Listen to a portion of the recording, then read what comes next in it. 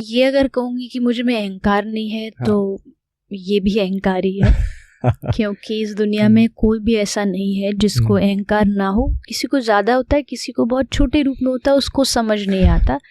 तो हाँ, और ख़ासकर जैसा आपने कहा सम्मान देने वाले बहुत मिलते हैं तो चांसेस ज़्यादा हैं ईगो बढ़ने के। भक्ति को खुश नहीं रखेगा, अरे भाई क्यों नहीं खुश रखेगा? भक्ति वाला होगा तो ज़्यादा खुश रखेगा क्योंकि वो समझेगा चीज़ों को लेकर के। तो पहली चीज़ ये ज़रूर रखिए कि आप दोनों ही देखो, हमारे शास्त्र में शादी के बाद पत्नी को कहते धर्म पत्नी, जो धर्म में मदद करती हो, जो आपका धर्म में सहयोग करती हो। तो दोनों का धन्यम गृहस्थाश्रमम, हमारा शास्त्र कहता है इस दुनिया में सबसे बड़ा जो आश्रम है जैसे संन्यास वानप्रस्थ, उसमें सबसे उत्तम माना गृहस्थ धर्म। क्यों? क्योंकि गृहस्थ धर्म में आपके पास मौका है अपने दाम्पत्य को बहुत प्योरिटी से जीने का, सात्विकता से, सच्चाई से जीने का। और वो तभी जियोगे जब आप दोनों ही अध्यात्म से जुड़े होगे। तो मुझे लगता है ये आपकी लिस्ट में पहली पायदान होना चाहिए। इफ आई कैन आस्क, ये पर्सनल लाइफ है आपकी, लेकिन बहुत सारे लोग सीख सकते हैं इससे जी। अगर आपके रिलेशन में कभी क्रोध होता है, आप दोनों के रिलेशन में क्या होता है, मतलब कैसे मैनेज करते हो आप लोग? देखिए, मतभेद जरूर होता है। मतभेद तो कोई भी रिश्ता होगा दुनिया का, उसमें सबके अलग अलग विचारधाराएं होंगी। पर जैसे मैंने कहा कि एक चीज जो हमें बांध के रखती है वो हमारा खुद का जो भजन है वही है। वो जो हमारी समझ है, क्योंकि वो भी दीक्षित हैं, उनके गुरुदेव हैं। तो जब कभी भी कोई चीज मन में ऐसी गलत उनके आई या मुझे आई तो मैं उनको बोल देती हूँ कि देखो गुरुजी को उत्तर देना पड़ेगा, गुरुजी क्या सोचेंगे। मतलब हमारे बीच में जब भी कोई कुछ भी ऐसी चीज होती है तो मुझे लगता है यही आपस में बात करते हैं कि नहीं, उनका जो सम्मान है, गुरु का जो सम्मान है वो नहीं झुकना चाहिए। हमें पता है कि जब तुम इतने बड़े हम गुरु के शिष्य हैं तो हमें उनकी मर्यादा को रखना है। तो वो चीज़ कहीं ना कहीं चीज़ों को बहुत जल्दी सॉर्ट आउट कर देती है। वैसे ऐसा कोई बहुत विशेष होता नहीं है, बट छोटी छोटी चीज़ कभी भी किसी के बीच में भी हो सकती है, कहीं आने जाने को लेके, किसी वस्तु को लेकर के, तो उसको अध्यात्म सॉल्व कर देता है बहुत आसानी से। और थोड़ा सा जैसा मैंने कहा, कभी कोई सामने वाला ज़्यादा गुस्सा है, थोड़ा सा आप शांत हो जाओ, और जब आप थोड़ा गुस्सा हो तो सामने वाला थोड़ा सा मौन सब प्रश्नों का समाधान है। अगर आप उस समय मौन रह पाते हो थोड़ी देर के लिए तो आप सब पर जीत सकते हो। और खासकर गृहस्थ में रहने वाले लोग, ये तो इन लोगों को तो मौन सीखना ही चाहिए। और इस दुनिया का सबसे बड़ा तप जो है वो कहीं हिमालय पे जाके तपस्या करने से नहीं है, घर में रह कर के चुप रहना ही दुनिया का सबसे बड़ा तप है। बिल्कुल सही बात है। अगर ये कोई सीख जाए तो बड़ा शांत स्वभाव से रह सकता है, सब कुछ चलता रहे। थोड़ा सा उसी समय इमीडिएट रिएक्शन की जरूरत नहीं है। अगर आप समझाना भी चाहते तो बाद में आप आराम से समझदारी से बैठ के रिएक्शन दे सकते हैं, क्योंकि गुस्से में क्या शब्द निकलते हैं, क्या रिएक्शन निकलता है, किसी के कंट्रोल में नहीं है। और वो माइंड में पता नहीं कब तक रहे, कुछ नहीं पता है। वो कब तक रहे, तो इसलिए उस समय पॉज ले लीजिए, बाद में फिर प्ले करिए कि हाँ मेरे दिमाग में ये था, और तब थोड़ा गुस्सा कम भी हो जाता है। ह्यूमन नेचर है। उसी टाइम अगर आप कहेंगे तो एकदम आग बबूला हो जाएगा। थोड़ी देर बाद थोड़ा गुस्सा शांत होगा तो बैठ के आराम से बातें हो सकती है। ट्रू। एक क्वेश्चन है कि बहुत हो रहा है कि जैसे कई लोग कथा कर रहे हैं या फिर बहुत लाइफ के बारे में बोल रहे हैं, कई लोग ऐसे हैं जो कुछ भी बोल रहे हैं और उनको फॉलो करने वाले वो भी ब्लाइंड हैं। मतलब वो बस फॉलो कर रहे हैं क्योंकि वो फोन पे दिख रहे हैं या टीवी पे दिख रहे हैं। जी। क्या उनकी ये जिम्मेदारी बनती है कि थोड़े शब्द वो बोलें जिनके बारे में वो जानते हैं? जैसे मैंने कई बार सुना है कि प्याज कैसे हो गई, लहसुन कैसे होगा, किसी के हड्डी से होगा या कहीं से होगा। कई लोग कहते हैं, फेमस है, I am not mentioning name, जैसे मोर के बारे में एक बात थी कि वो संभोग नहीं करते हैं, आंसू से होता है कुछ भी। तो इसमें आपको लगता है कि बहुत बड़ी जिम्मेदारी है कि जिन लोगों को हम बता रहे हैं उसके बारे में हम बहुत पढ़ लें या बहुत कुछ जान लें? जी। ऐसा आपको लगता है? बिल्कुल बिल्कुल जानना जरूरी है, क्योंकि मैं इस बात को मानती हूँ, व्यासपीठ पर लोगों की कई बार अंधश्रद्धा होती है। उनको लगता है जो ये बोल रहा है ये भगवान है, और जो कहेगा ये पत्थर की लकीर है। पर लोगों को भी ये समझना चाहिए, नहीं, वो इंसान है, उससे भी गलतियां हो सकती हैं, वो भी गलत चीजें बोल सकता है। तो पहला तो लोग समझे, और दूसरा जो बैठा फिर वो अपनी जिम्मेदारी समझे। कोई बात ऐसी है भी, मैं अपने लिए भी बोलूंगी, मैं ऐसा नहीं कि मुझसे कभी कोई गलत नहीं हो सकता। तो जब आप बोलते हैं तो आप मेंशन कर दीजिए। जब आप बोल रहे हैं तो आप कई बार एक आध दृष्टांत मेरे पास भी ऐसे, जब मैं उसको शुरू करती तो मैं पहले ही बोलती है किसी शास्त्र में नहीं लिखा, ये मैंने कहीं किसी से सुना है। तो उससे मेंशन करने से सुनने वाले के मन में एक बात हो जाती है कि ये कोई 100% श्योरिटी नहीं है। तब ये श्योरिटी तब होती जब ये कहीं शास्त्र में लिखा होता। तो इसीलिए कहते हैं कि लोगों को लगता है, जैसे कई बार मैं कहती हूँ क्या कर रही हूँ, मैं पढ़ रही हूँ। अच्छा, आप लोगों को भी पढ़ना पड़ता है क्या? मैं कहती क्यों नहीं पढ़ना पड़ता, ये तो सारा जीवन पढ़ने का ही प्रोसेस है। ऐसे क्वेश्चंस होते हैं। हाँ, मैं कई बार जैसे कोई मिलने वाला क्या कर रहे थे, मैं कब पढ़ रही थी। अच्छा, पढ़ने की क्या जरूरत है? बिना पढ़े आप क्या बोलोगे लोगों को? आप वही तो आगे पहुंचा पाओगे जो आपको ज्ञान आप अर्जित करोगे। तो उसके लिए शास्त्र पढ़ना जरूरी है, हम सबके लिए पढ़ना जरूरी है, जो खासकर मंचों पे बैठे। तो मुझे लगता है जो व्यासपीठ पे बैठे ना, उनको सबसे ज्यादा ये ध्यान रखना है कि हमारी किसी भी बात से अंधविश्वास ना फैले। लोग मतलब ऐसा ना सोचे कि भाई इनके पास कोई जादू है, ताकत है, हम कर्म नहीं करेंगे तो ये कुछ टोटका बता देंगे।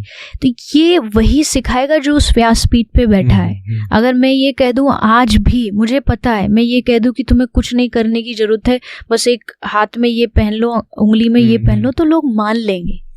इतना लोगों को उस जगह से श्रद्धा है, भरोसा है उस पर हमको लोगों को कर्म विहीन नहीं बनाना। हमको उनके कल्याण का ध्यान रखना है, उनके, जिसमें जो भी आदमी, अगर कोई भी दुनिया का आदमी आपको ये कह रहा है कि बिना भजन मेरे पास गारंटी है तुमको सुखी करने की, तो वो धोखेबाज है, कहीं ना कहीं गलत है, वहां धोखाधड़ी चल रही है। क्योंकि इस दुनिया में कोई आपके दुखों को हर ही नहीं सकता, कोई भी नहीं हर सकता। इवन भगवान भी कहते मैं भी नहीं कर सकता, ये तो भाई तूने किया है तो तू ही भुगतेगा। हाँ, तू मुझे याद करेगा तो मैं तेरे संग खड़ा हो जाऊंगा, तुझे शक्ति दे दूंगा, तुझे बल दे दूंगा, पर भुगतना तो पड़ेगा। तो इसलिए व्यासपीठ पर जरूर ये मर्यादा हम सबको ही ध्यान रखनी चाहिए। हम सब जितने भी कथा गाने वाले लोग हैं कि शास्त्र की ही बात करें, और एक आध बात कभी कोई लोगों को थोड़ा विनोद के लिए हम बोलते भी हैं, कभी कोई मजाक जोक बोल भी देते हैं कि भाई लोग थोड़े फ्रेश हो जाएं, तो उसको मेंशन जरूर करें कि भाई ये सिर्फ आपकी हंसी के लिए है, इससे आध्यात्मिकता का कोई ताल्लुक नहीं है। सही बात। Thank you so much. ये इतना बड़ा मैसेज है कि जो हमें नहीं पता है बोल दो कि दिस इज अननोन, ये हमें बस हमें बोलना था इसलिए। बाकी जो पता है उसको ऐसे नहीं कि मैंने ये बनाया है, अध्यात्म कहता है। पब्लिक भी ये काम करे, पब्लिक भी अगर थोड़ी अवेयर हो जाएगी ना कि भाई जो बोल रहे हैं पहले घर आके एक बार देख ले। एग्जैक्टली। अगर वो कह रहे हैं जी भागवत जी में लिखा है, तो आप भागवत जी अगर पढ़ते होगे तो आप तुरंत पॉइंट आउट कर लोगे भाई कहाँ लिखा है बताओ। सही तो फिर जब पब्लिक अवेयर हो जाएगी तो वहाँ बैठने वालों को भी होना पड़ेगा कि भाई ये तो कभी भी क्वेश्चन उठा सकते हैं। अगर बच्चा होशियार है तो टीचर को पढ़ना पड़ेगा। तो वो थोड़ी सी लोगों को भी थोड़ी सी जिम्मेदारी ले लेनी चाहिए। 2 more questions। आप अपने आप को रिलैक्स कैसे करते हो? बहुत ज़्यादा हेक्टिक स्केड्यूल हो गया है, क्या कहीं छुट्टी पे जाना पड़ता है या फिर बिल्कुल डिस्कनेक्ट करना पड़ता है, कैसे करते हो? मुझे 2 चीज़ें लगती है। फर्स्ट इज संगीत, म्यूजिक। ओके। मैं बहुत बैठूंगी, रियाज करूंगी, मतलब खुद गाऊंगी। अच्छा। तो मुझे संगीत बहुत शांति देता है। और कभी कभी ऐसा भी मूड होता है मैं 2-2, 3-3 घंटे भी लगातार बैठे बैठे गा सकती हूँ कुछ भी। क्या बात है। तो वो मुझे शांति देता है। दूसरा, जब कभी हेक्टिक बहुत हो जाता है तो एक जगह है जहाँ मुझे जाना बहुत पसंद है, बरसाना, जो राधा रानी का गांव है, ब्रज में ही आता है। वहाँ बहुत अच्छा कुछ स्थान है, वन है, वहाँ जाके बैठना शांति से, क्योंकि वहाँ ज्यादा भीड़ नहीं, वृंदावन जैसी अभी वहाँ भीड़ नहीं है, थोड़ी कम है। तो वहाँ जाकर के थोड़ा शांति से बैठना, नाम जाप करना, वो थोड़ा सा एनर्जी देता है और अच्छा लगता है। तो ये 2 चीजें जो मुझे थोड़ा रिलैक्स करती है। बरसाना तो मैं अब विजिट करूंगा, आपने बोला है कि मुझे गांव आपको जरूर जाना चाहिए, बहुत अच्छी जगह है, बहुत शांत है, अभी भी भीड़ से थोड़ा दूर है। और वो गांव नहीं, मुझे लगता है वो साक्षात राधा रानी है। क्या बात। राधा रानी कहती है कि मेरा धाम में ही हूँ, मेरा ही स्वरूप है। तो वहाँ वन है, एक बहुत अच्छा गहवर वन है, बहुत सारे वहाँ बंदर है, पूरा झाड़ियाँ हैं। तो वहाँ जब सुकून से आप बैठते हो, चारों ओर ऐसे लगता है कोई राधा नाम गा रहा हो और आप बस बैठ के सुनते रहो। तो क्या बात है, क्या। अच्छा, एक लास्ट क्वेश्चन, जब हमें हमेशा लोगों ने रिस्पेक्ट की नज़र से देखा हो बचपन से, जब से हमने होश संभाला है, और कोई एकदम से डिसरिस्पेक्ट से या उस तरीके से बात ना करे जिस तरीके से हम देखते आए हैं, कभी अहंकार आया है आपके अंदर कि आज अहंकार को ठेस लगी, उसने इस तरीके से बात नहीं की? देखिए, मैं ये अगर कहूँगी कि मुझे में अहंकार नहीं है, तो ये भी अहंकार ही है। क्योंकि इस दुनिया में कोई भी ऐसा नहीं है जिसको अहंकार ना हो। किसी को ज्यादा होता है, किसी को बहुत छोटे रूप में होता है, उसको समझ नहीं आता।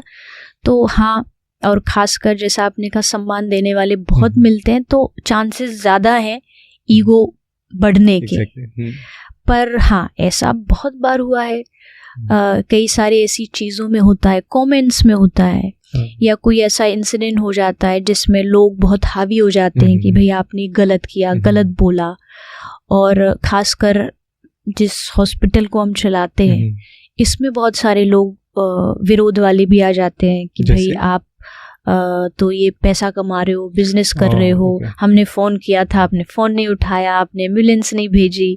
तो कई बार क्योंकि हो जाता है टेक्निकली 5 एम्बुलेंस से 5 की 5 गई है, किसी ने फ़ोन किया तो बोल दिया भैया नहीं एम्बुलेंस, तो उसको गलत ले लेते हैं कि भाई क्यों खोल रखा है, क्यों पैसा लेते हो। तो उस समय लोग समझते नहीं कि हर एक व्यक्ति की अपनी कुछ लिमिट्स भी होती है। तो ऐसा कहीं कोई सोच रहा हो कि हमेशा सम्मान ही सम्मान मिलता है, ऐसा नहीं है। यहाँ अपमान भी मिलता है, यहाँ अपशब्द भी मिलते हैं, कई बार ओवर लिमिट भी मिलते हैं। मतलब कई बार आप सोचते हैं ये काम आपने नहीं किया, फिर भी आपको उसका दोष दिया जाता है। तो ये बहुत नॉर्मल और ये ज़रूरी भी है। ये आपको ग्राउंडेड रखने के लिए ज़रूरी भी है। नहीं तो अगर वाह वाह वाह वाह वाले ही मिल जाएंगे तो उड़ने में फिर ज़्यादा समय नहीं लगता, एकदम से गिरेंगे फिर। हाँ, जब थोड़ा कोई बीच बीच में आपको थोड़ा अपमानित शब्द बोल जाए, और इस दुनिया में सबसे शक्तिशाली आदमी वही है जो अपने अपमान को सहन कर पाता है, जो अपने लिए कहे गए, चाहे वो फैमिली में हो, परिवार में, सोसाइटी में, आपको कोई गलत कह रहा और आप फिर भी उस चीज़ को टॉलरेट कर पाते हैं, तो इसका मतलब ये आपका टॉलरेंस लेवल चेक हो रहा है। क्योंकि इसका कोई और तो ऑप्शन है नहीं चेक का, कोई मशीन मिलती नहीं, इक्विपमेंट है नहीं। यही पता लगता है कि आप में कितना टॉलरेशन पावर है कि आप किसी के शब्द को भी हंस के कह देते हैं कि भैया कोई बात नहीं है, अच्छा ठीक है, मेरी गलती है। और ये जब आप मान लेते हैं कि हाँ ठीक है, आप जो कह रहे हो वो सही है, तो सामने वाला भी थोड़ा फिर शांत हो जाता है कि भाई अब जब इसने एक्सेप्ट कर ही लिया मेरी गलती है, तो फिर तू भी थोड़ा शांत हो जाए। तो ऑफ कोर्स ऐसा होता है, और ऐसा होना भी चाहिए। जैसा मैंने कहा, ये ज़रूरी भी है। कभी कभी मीठा मीठा खाते खाते बीच में थोड़ा खट्टा भी चाहिए ताकि फिर से मीठे का टेस्ट समझ आए कि हाँ, बना रहे हैं।